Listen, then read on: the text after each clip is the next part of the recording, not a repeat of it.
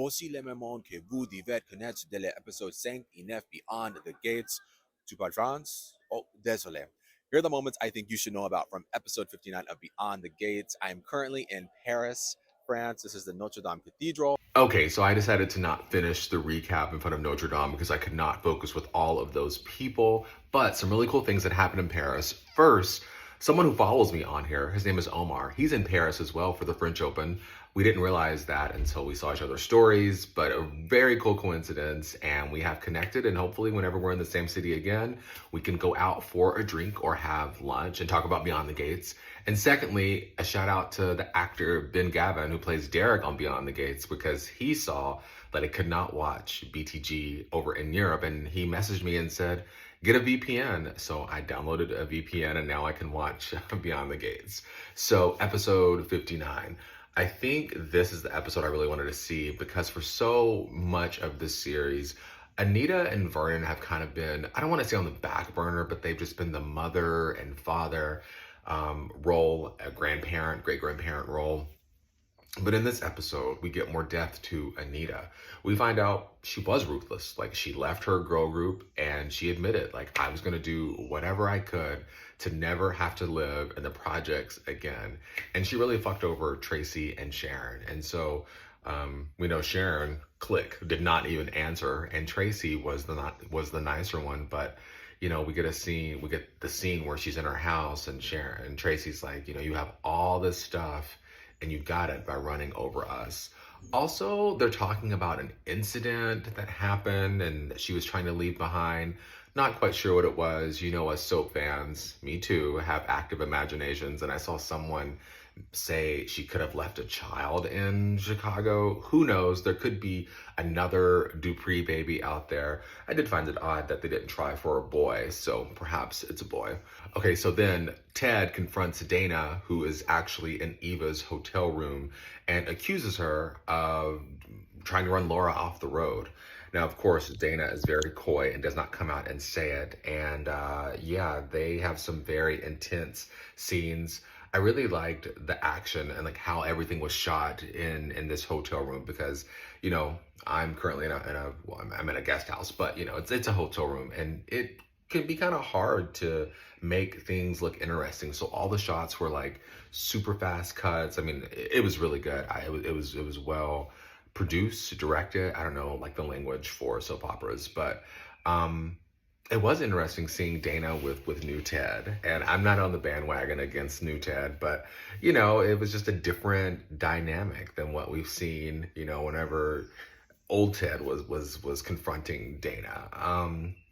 But yeah, she is crazy because then at the end of the episode, she brings out a new persona and it is Nicole 2.0, and it is a wig like Nicole, honey, and it's the coat like Nicole.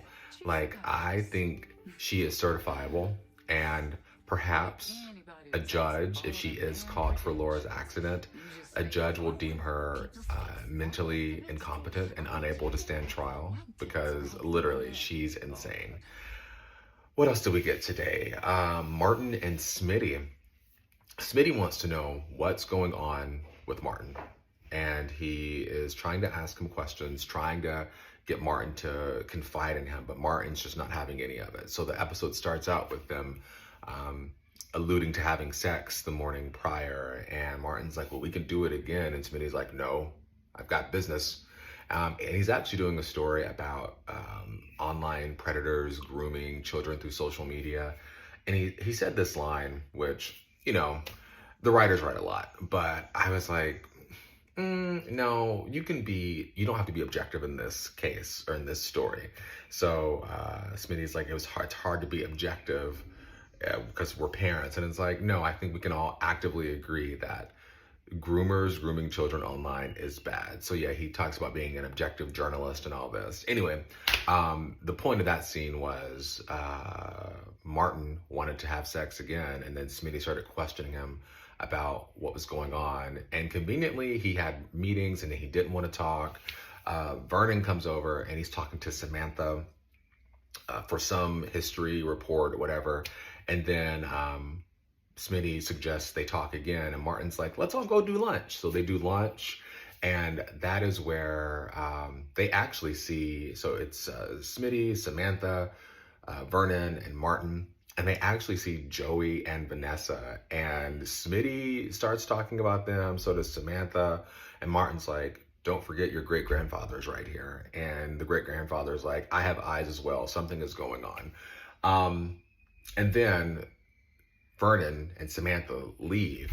And that's whenever Smitty's like, hey, I need you to stay back. We have to talk. So that's probably where in episode 6 he's going to pick up. I did mention Joey and Vanessa.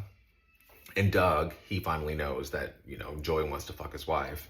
Because Vanessa's supposed to be at the hospital celebrating Doug getting his cast off. But we find out that she was actually doing a property deal with Joey. And he's making a lot of innuendos at Orphe Jeans. Doug is at the hospital asking Shanice, have you seen my wife? No, she hasn't, whatever.